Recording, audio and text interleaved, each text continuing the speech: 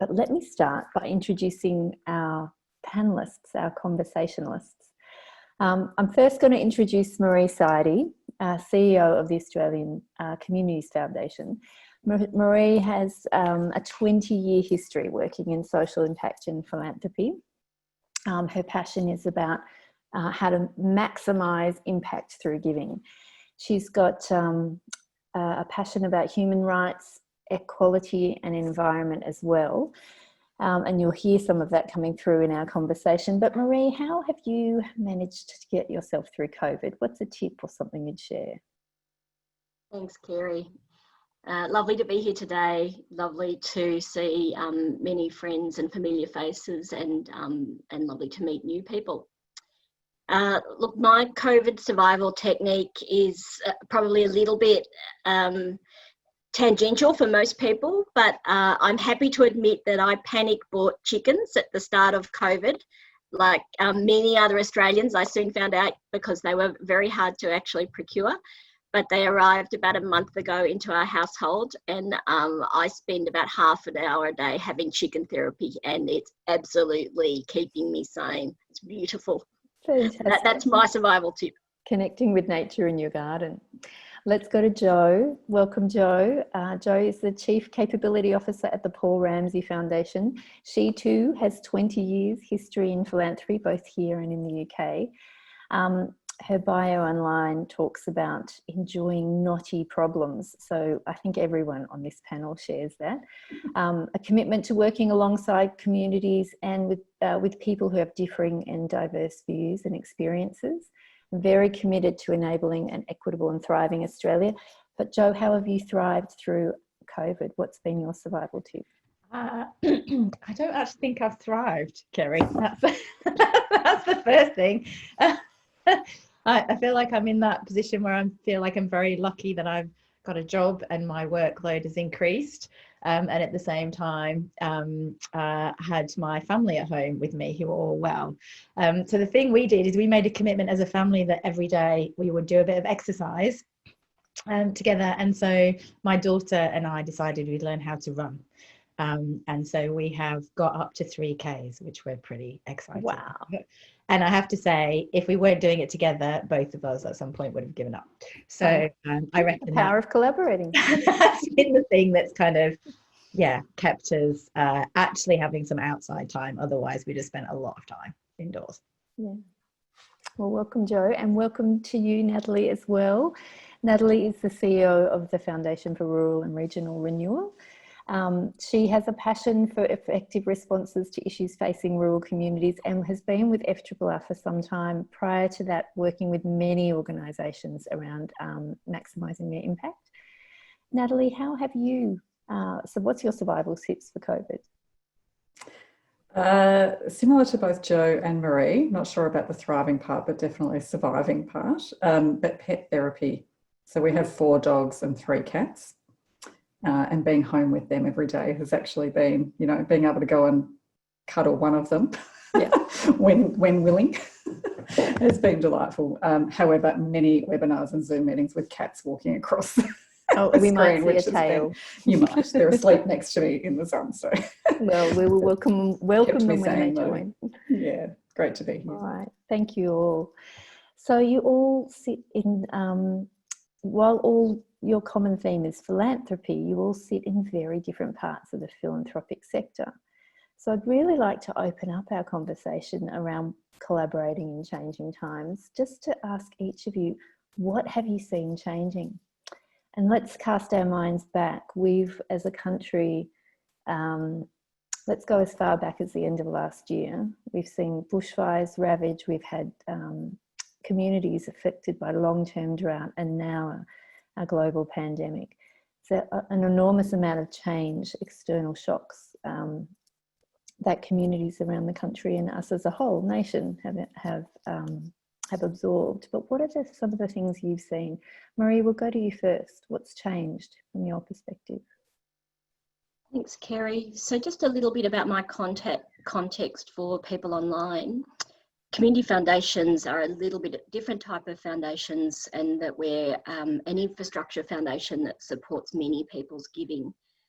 So when I think about what's changed for us, particularly thinking about bushfires and then COVID, we've really noticed a lot of enabling of fundraising through technology and a lot of individual agency. So a lot of grassroots campaigns popping up, which are not new, but I think the number and size and amount of them with the sort of bushfire and COVID crises coming together has meant that there's more options than ever for people, for the public to engage in change and thinking about change and getting behind change. But then that comes with this really interesting parallel cutting across that, which is there's less trust in the information that people are receiving, less legitimacy behind fundraising platforms. So people are not sure whether their money's getting to the place that they want it to get to. So for me, I think if I just think about the last 6 months, that's the biggest change that we've seen. And I think while crises aren't new and big pandemic type and bushfires aren't new, this overlay of technology is introducing a new type of influence into both direct giving and also foundation giving. So I'll stop there and pick that up again later, but that's probably the thing that's top of mind for me. Thank you. Natalie, you also, your foundation's framed around rural and regional communities. Are you seeing different things to Marie? Probably similar, but potentially in a different context. And like Australian Communities Foundation, FRRR is a kind of philanthropy infrastructure organisation where we facilitate and enable giving to reach out into rural, regional and remote communities across every facet of the social and economic fabric of those communities. And our focus is very much at the localised grassroots level. And I think what we've seen, I mean, obviously there is structural disadvantage that affects those communities, which is primarily or significantly related to their distance and location. And so we have, I think, seen a spotlight on the gaps that exist through the last 6 months. So digital inclusion or exclusion, access to services, educational disparity, all of these things that we're seeing play out, which at FRRR we've known about and many others obviously have known about and been advocating for a long time. But there's a spotlight at the moment where we've just been able to, it's all kind of just bare in front of us in terms of disparity and inequity that exists. And I think the other thing is, to your point about, the bushfires, drought, we've got existing structural disadvantage followed by successive stressors on these communities, which in some places are almost a decade long in terms of drought.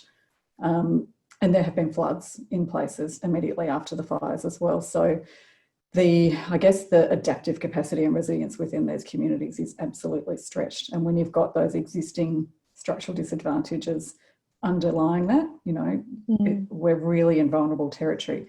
But if we kind of think about what that spotlight on the gaps could be, I think the other thing that we've seen change is a celebration of localism and an acknowledgement of localised power.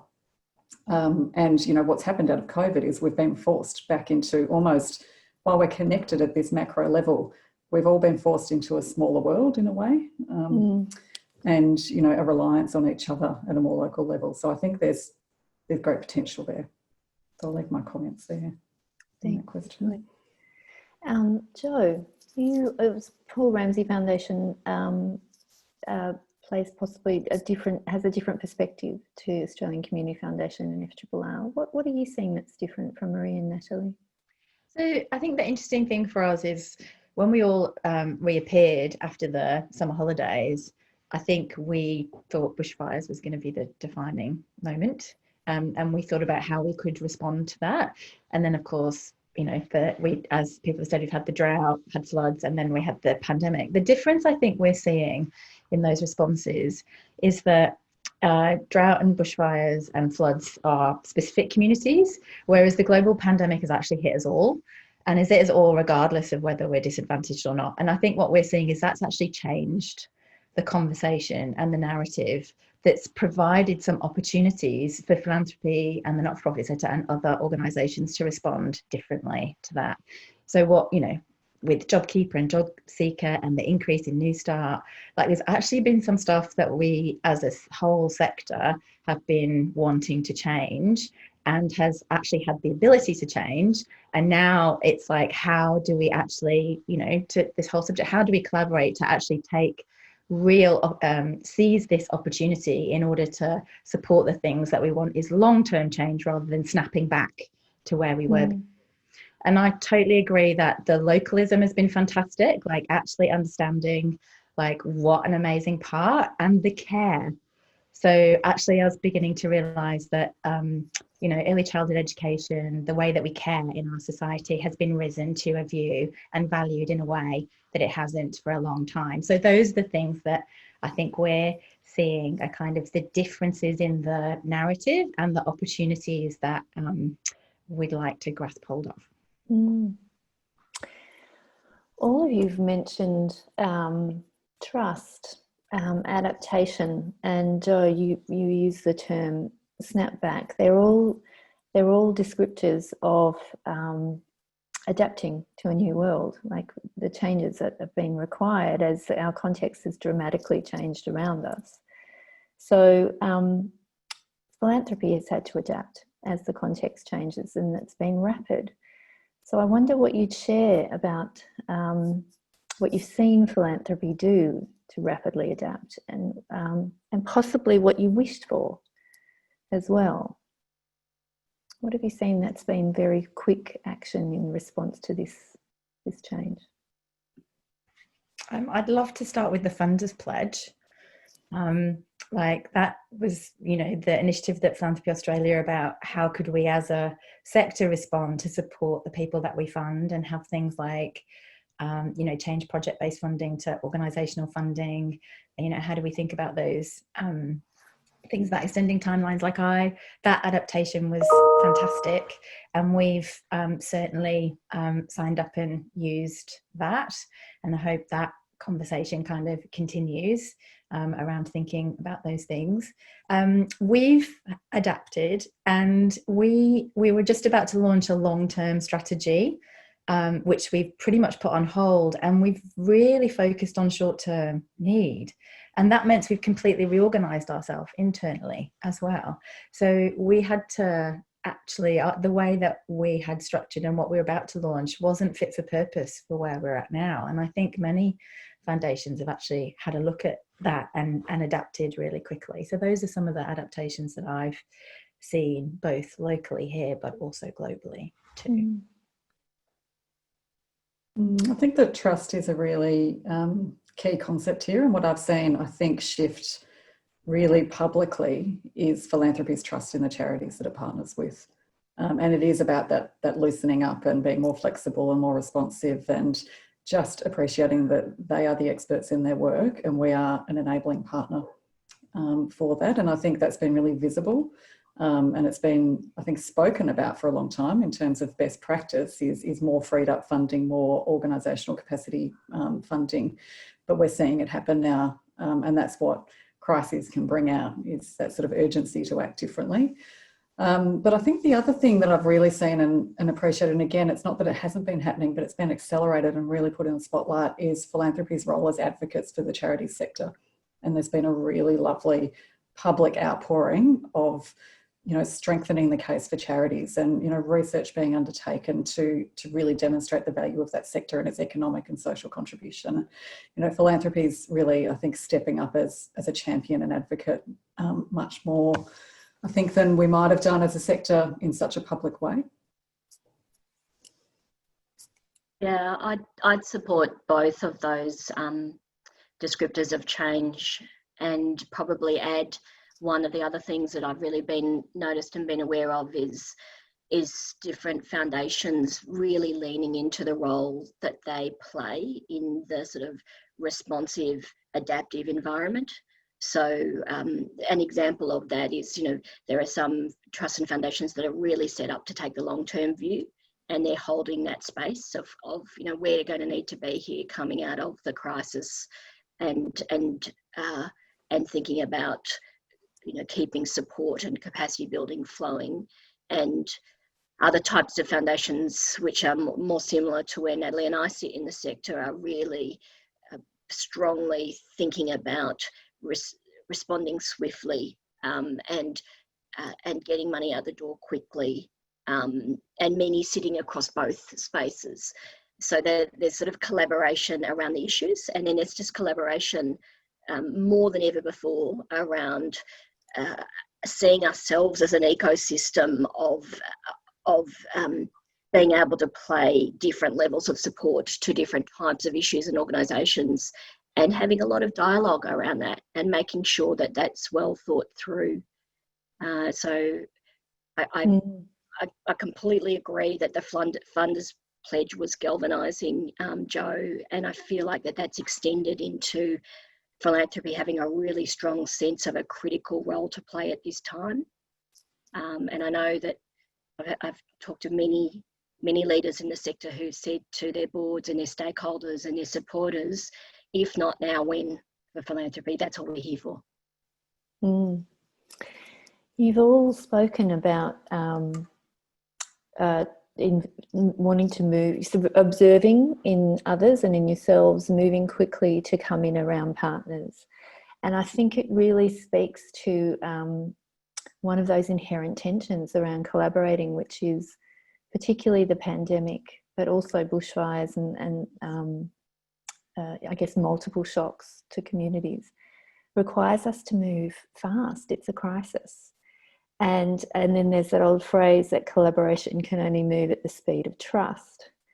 So I am curious about, did you see, how did that play out? Like, did you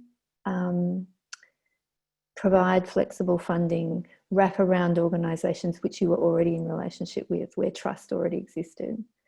And what was the appetite, if you like, for doing that type of highly responsive philanthropic support into places where trust was less?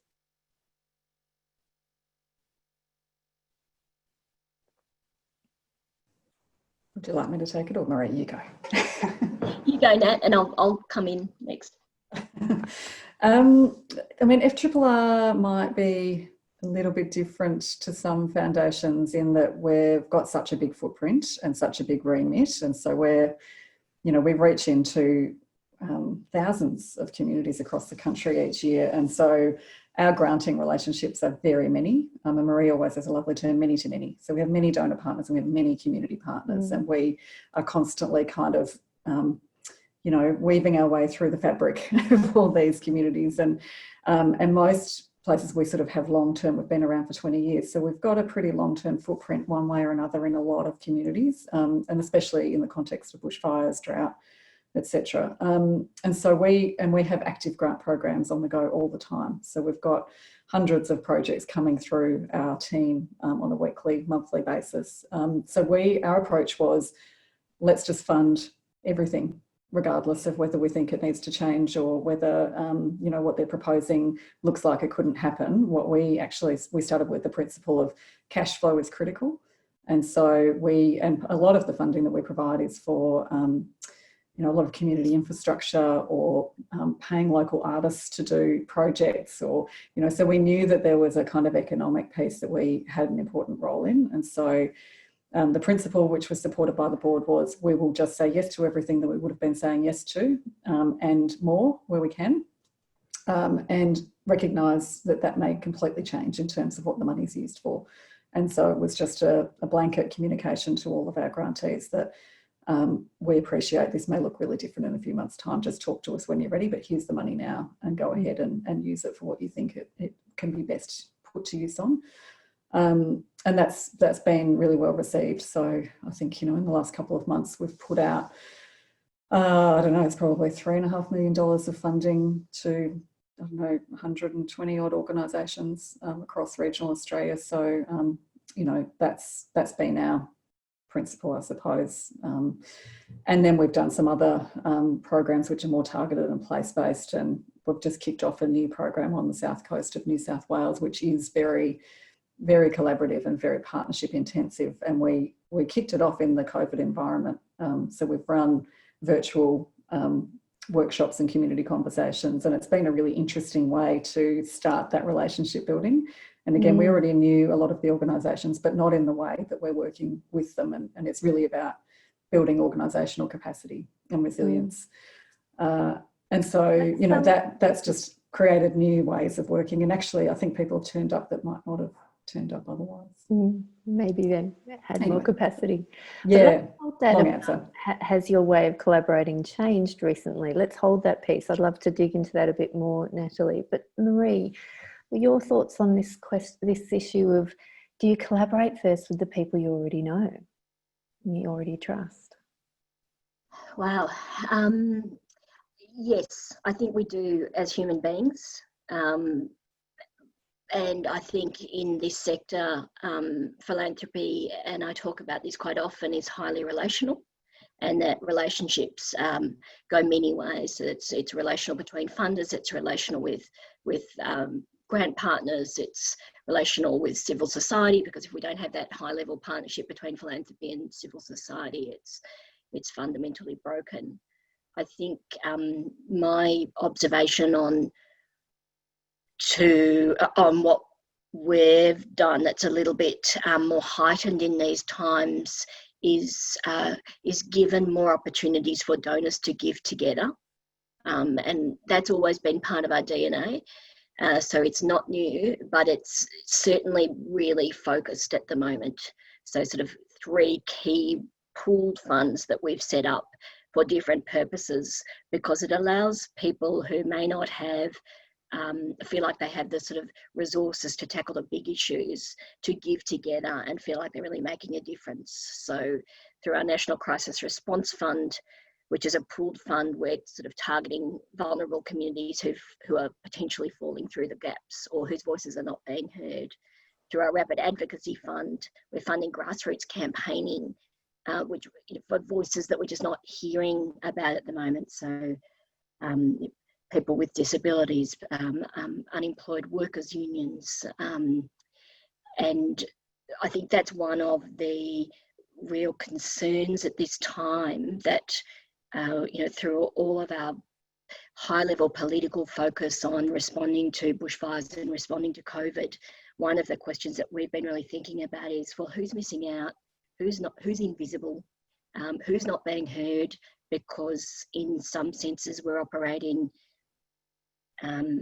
not a police state, but sort of we're moving into a very much more highly organised political environment. And I know you sort of want to bring up some of those themes later on, Kerry. So I come back to giving people agency to give together and feeling like they can really make a difference is incredibly important, because we all want to feel like we've got something we can do at the moment.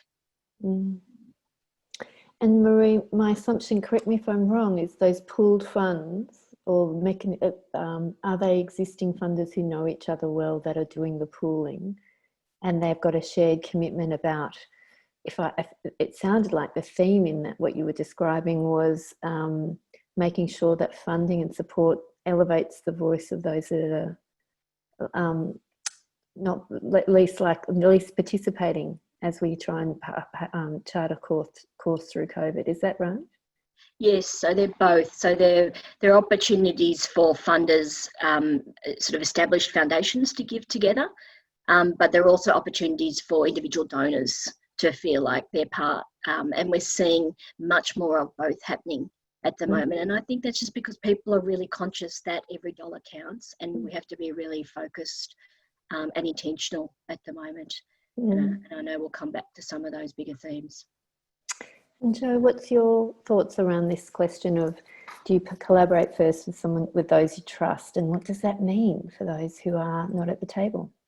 Yeah, I think it's a great question, because I think when you build trust with people, often it grows exponentially if something doesn't go quite right, does it? Isn't it? So it's, we know it's an active kind of thing. So we've tried to do both, and we've also tried to acknowledge where our skills and expertise aren't and look for collaborators. So when I said we reorganised ourselves, so one of the task forces that we're doing, which is actually working with our current partners about how they're being impacted on COVID. And the board certainly felt a huge responsibility for the people who we do have a current grant making relationship with. And that wasn't just about the work, it was about the organisation kind of too. Because, you know, we kind of feel like building the capacity and capability of our partners then builds our own capacity and capability, and then we can do more things together. But also we recognise that there were gaps in that, and that this was kind of, you know, to have that very overused word, unprecedented. So what were we going to do about that? And we don't have the connections that ACF have and that FRRR have about how do you get money to the ground quickly.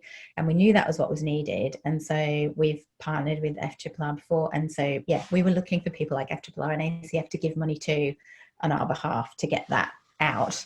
And so, although for some of the new partners we had a relationship, we hadn't actually done things together. And then another our task force, which was specifically looking at COVID-19, it was open to anybody. And we got, you'll be unsurprised to hear, everybody, you know, lots and lots of unsolicited applications. And we set up a team to go through those. And so we have, and, you know, we've partnered with them rather than collaborating with them, because it is a grant making relationship. But we did that in a much shorter time than we normally do. I heard yesterday somebody say that teachers, you know, became digitally savvy, what would have normally taken 5 years in about 5 months. And I feel like our processes were the same. We normally take like 6 months to build a relationship with somebody. It was done like in, you know, 6 weeks. And so I think we recognised we had to circumvent our processes, and we had to actually put just a huge amount of trust in the organisations that were coming forward to give them funding to get on with the job in a way that we possibly haven't done before.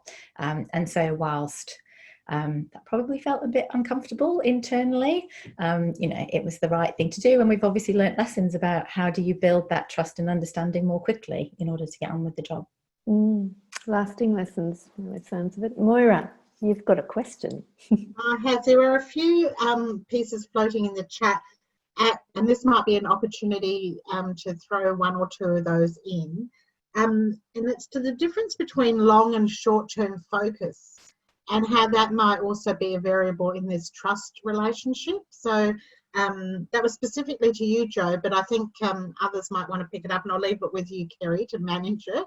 And the other bit was about prioritising, like when you're trying to prioritise support and perhaps populations that haven't been in your traditional remit, like the arts and tourism and international students that might have been affected by the pandemic. So I guess these are the outliers, the people that wouldn't necessarily be in, and the short, long term. So I will disappear again and you can work with that.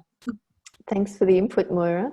So let's start with the first one, that short and long-term tension that sits really in every change making, but of course is amplified in a pandemic.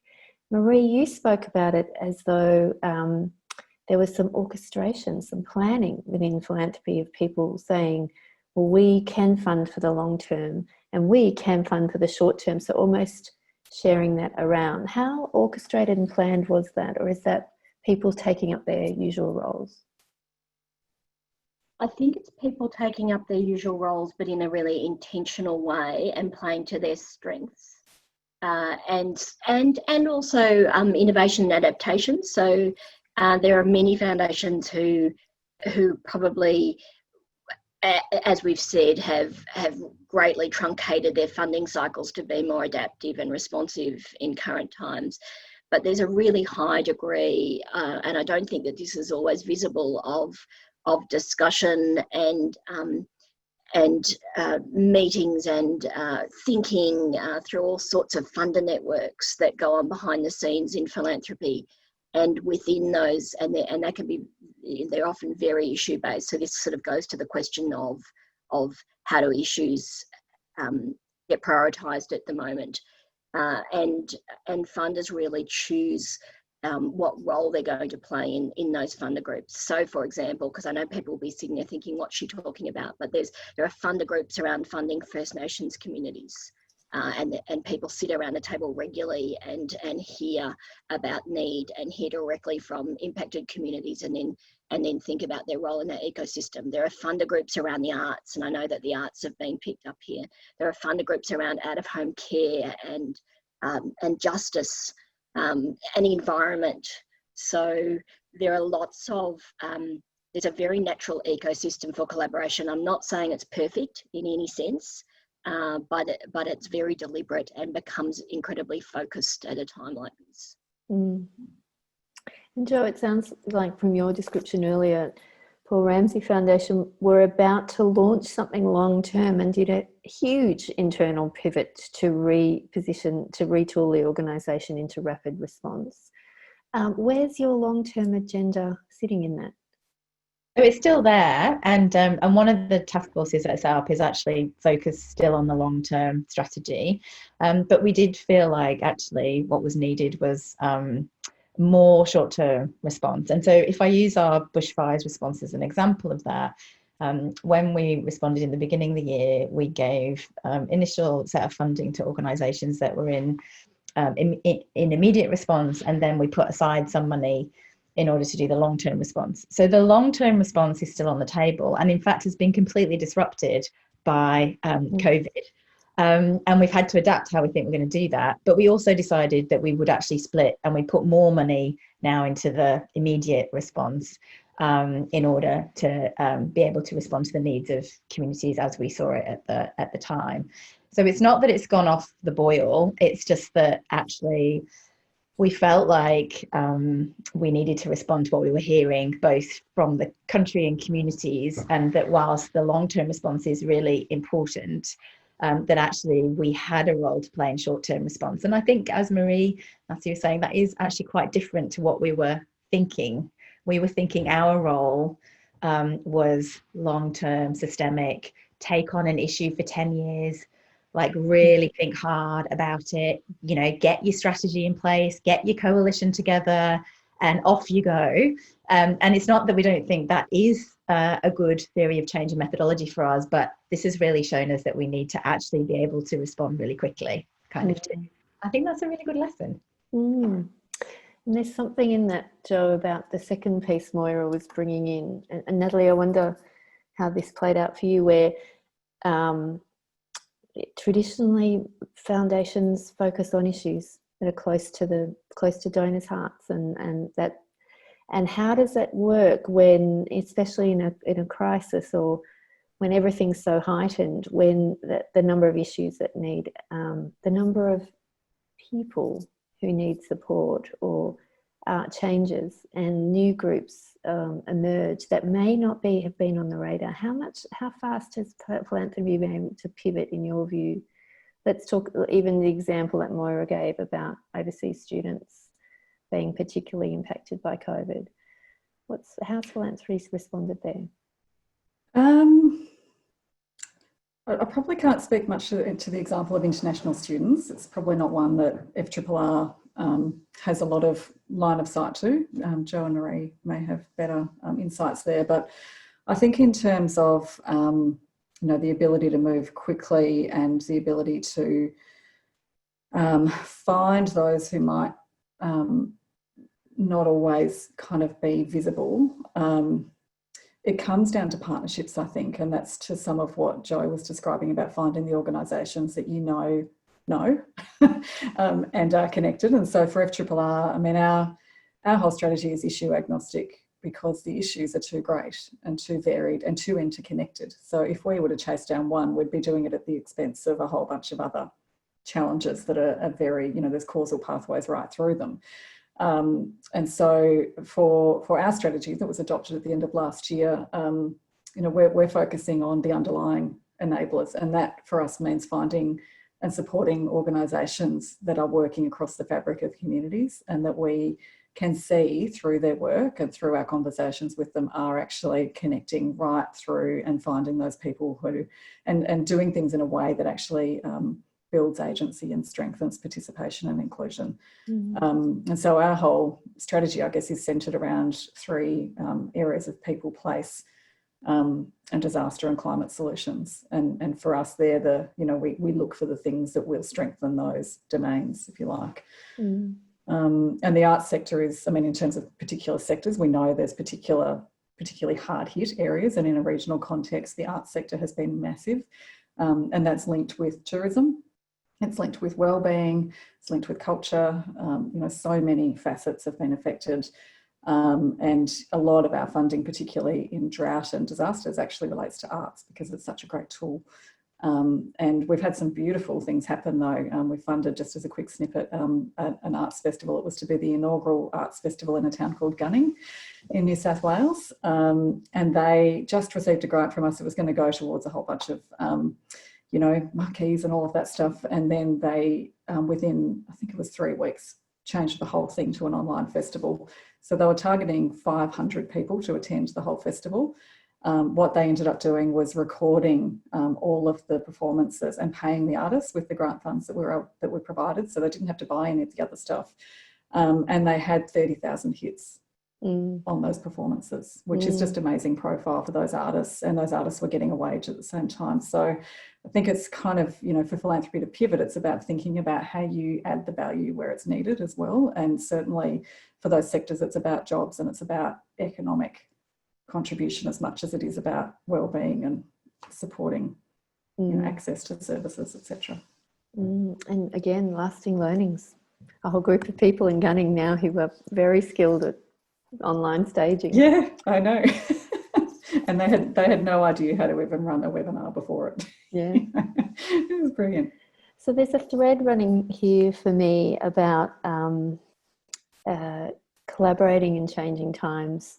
The first response is to the people you know and trust, or the first outreach, and that includes to, if I'm following what you're bringing in, all of you, to organisations you're already in relationship with, but also finding the organisations who have trust and relationships that you don't, and really leveraging sort of a networked approach. So Carrie, can I add to that before we move on? Because I actually feel like one of our learnings is when bushfires happened, like we were going to identify communities and we were going to go and have conversations with organisations, with communities. We couldn't do that because of COVID. And so then we looked to find organisations that had those deep relationships. And as Marie and Natalie said, like, actually, you can't find one. So then that was another way of us thinking about, so then it's like, who are the coalition of people that are going to support our work in those communities with their different facets and their different knowledge, and how are they going to collaborate and speak, and hearing other webinars about how do we respond to disasters, this idea of coordination, cooperation and collaboration, which you guys are all about. But that's what's been really interesting, is that I think it's put the visibility on actually philanthropy paying for that in a way that perhaps we've seen a need, but we've not been that keen to pay, because it's not actually direct service provision, it is the kind of collaboration. And I think if you're talking about how collaboration is changing and the different way of philanthropy thinking of it, I think it is, and I'd love your views, Marie and Natalie, on this. It's like, I think we came to the conclusion that actually it's not just one organisation if you're actually going to get into the depths of it, that it is actually about coalition building to support that work. And I do feel like that is, I know people on this group is going to be like, well, duh, but I actually think that for philanthropy, that is has been one of those moments for us around, it's not backing single horses in this thing, and the intermediaries are absolutely critical, as well as funding the direct service provision stuff too. Yeah, I agree, Joe, and I think the other thing that philanthropy is doing and really conscious of at the moment is being accessible, because I'm a little bit worried it sounds like that people might take away from this, well, foundations are only funding the people that they've known already. But in fact, there's some great initiatives out there which are highlighting the level of need across the country, and and the breadth and depth of the funding that's being sought by different sectors. And I know Beck's put Beck from ACF has put a couple of links into the chat function for the National Funding Platform. But for those who don't know about that, it's a partnership with Philanthropy Australia and Australian Communities Foundation, and it's just a clearinghouse of for a place for not-for-profits to put up projects that they're seeking funding for. And in the last 3 months, we've seen $10 million worth of requests go up from different sectors, and it's really interesting to look at the types of sectors who are really using those sort of mechanisms. So it's sort of thinking arts, we're thinking homelessness, we're thinking asylum seeker and refugee sectors. And the money that's being asked for, really interestingly, is not large amounts of funding. So I think that's probably, we haven't really touched on amount, but the other thing that I've noticed during this period is that $10,000, $15,000, $20,000, $30,000 can make a world of difference to community-based grassroots organisations at this time. And people are being really sensible about just asking for what they need to get on with the work, to either survive or get on with the work that they know needs doing. And people are really aware that there's not enough money to go around to meet all the need. And so there's this, I feel like, and I'd be really interested to hear from Nat and Joe, but I feel like there's this really strong sense of respect in the partnership between civil society and philanthropy that we're seeing at the moment as well emerge. I would agree with particularly that last point, Marie. It's like some of the bridges are being broken down and some of that power dynamic is slowly being dismantled a little bit. And it does come through the principles of trust and the expertise in those organisations, because they are the ones that are really on, and we are part of the enabling infrastructure for their work. And it is, I mean, there will always be that kind of slight tension in terms of where the money sits and how to get it. But I think we are seeing a greater levelling out of that and a greater, I think, desire by those working in philanthropy to really lean in to where they can actually be most useful and kind of listen to where the need is and just respond. And that's kind of, it sounds really basic, but it's kind of hard for philanthropy to do that sometimes when you've got big agendas and you're trying to tackle systemic issues with your sort of philanthropic toolbox. You know, it's just a shift that I think is a really lovely one. Yeah, and I agree on the size of the grants. I mean, most of FRRR's funding is of that sort of scale and tends to be across the board. But it has a lot of trickle benefits. You know, it just flows right through the community. And if it is put in, I completely agree, Joe, on that multiple organisations. And that's, you know, we try to take a perspective of place and fund lots of different organisations in places because they all play different roles and they all need to be, you know, strong together. And a place will rise, you know, much more when everybody is working well.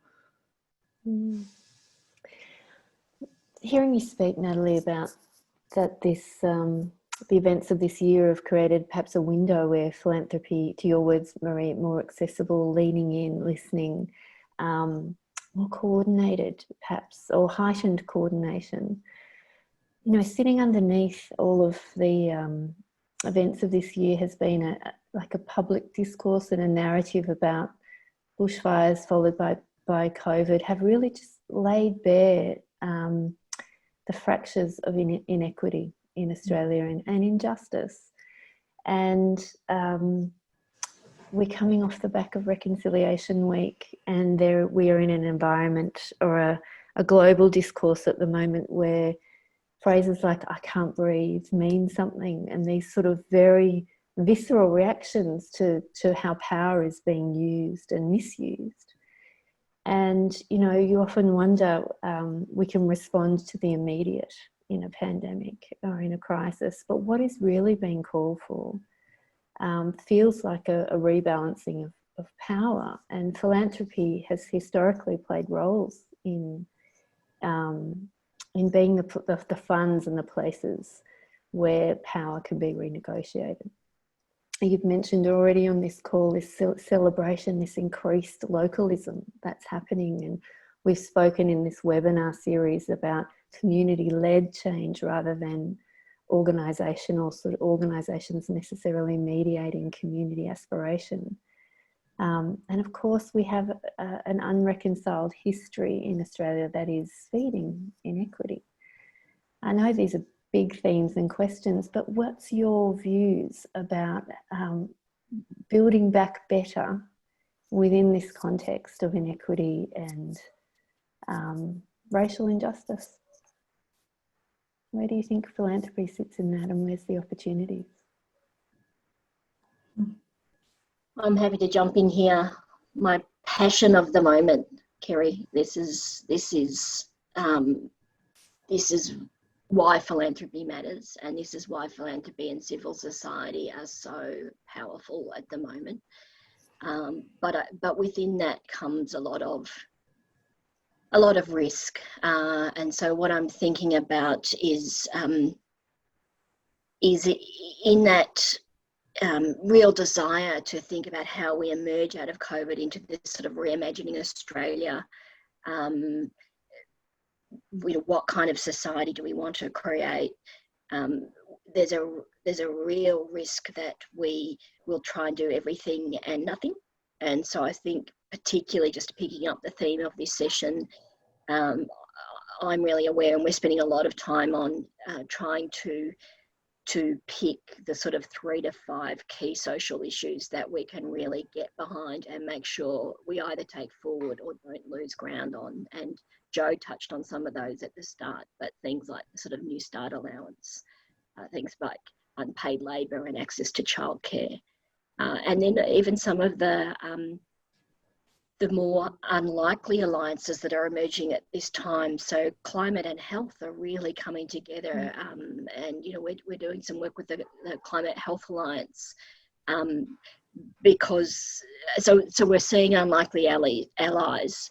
But to your question of inequity, we're also seeing huge rage and frustration, and the climate movement is a great example of that, who are particularly rightly concerned that their voices might bend the momentum that has been building around the climate movement might just be completely derailed through COVID, and I think the other groups are coalesce around disadvantage and who has, as you said, who has access to power and who doesn't, and whose voices are being listened to and whose aren't, and we've got this really important time to make sure that we're not missing those voices. And I think for me, the one story that I've heard that I sort of keep holding on to during this time that represents how easy it is for our communities to become quite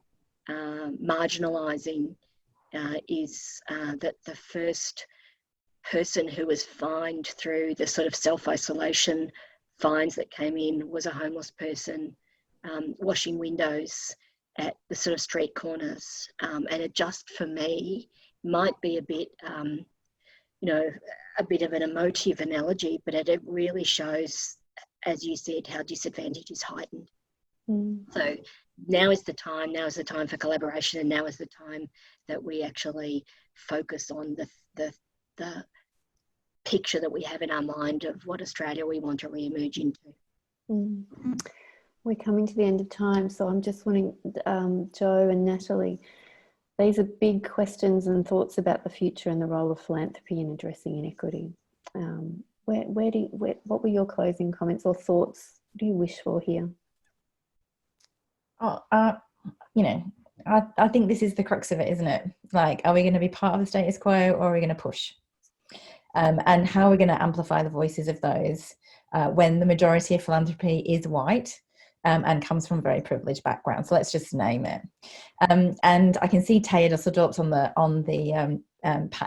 participant list, and we had a great conversation about this the other day, because if you look to the sectors in our country that are actually producing really good results, and you could hold up and say we should be doing it like that, then it's our First Nations communities and the work of Nacho and the other work that's gone on. So how do we as philanthropists keep backing those organisations that we can see actually are creating real change, and how do we get out of the way and amplify those kinds of voices? We'd had a conversation about, you know, our long-term work is actually focused on the criminal justice system. So obviously the stuff that's happening at the moment is really, really pertinent. But we actually feel like, you know, that is part of our long-term work. So how do we get this short-term response to the pain that people are clearly feeling, and use this opportunity to amplify alongside the reconciliation work? And as philanthropists, what's our role? And we're actively asking ourselves that question all the time, because we think that most of the time we probably get it wrong, but how do we actually think of the governance levels and devolving that kind of power? We're having little goes at that, but we're not there yet. We can look at other philanthropists who are doing it much better from us, and that again is that collaborative thing around building on what we know works that we can see other people doing and having a go at it ourselves. Natalie? I think fundamentally where we'll end up will be a reflection of what kind of knowledge and experience we value as a nation and what we back. And I think the bushfires showed that First Nations knowledge of country and management of country should have been listened to for far longer. You know, there was a lovely moment, a very sad but lovely moment through that bushfire period where Indigenous knowledge was respected and heard and put on a platform as something that we should be valuing far more. And, you know, to me, it's, you know, how do we hold those moments and not have them as part of the crisis discussion, but as part of the solution discussion. And so for me, all of those challenges, I mean, when I think about rural, we've got, you know, telecommunications and digital inclusion, we've got transport disadvantage, we've got, you know, access to health services, and the intersection between climate and health is real, and that's one of our kind of strategic focus areas is climate and disaster resilience, and health is certainly critical to that.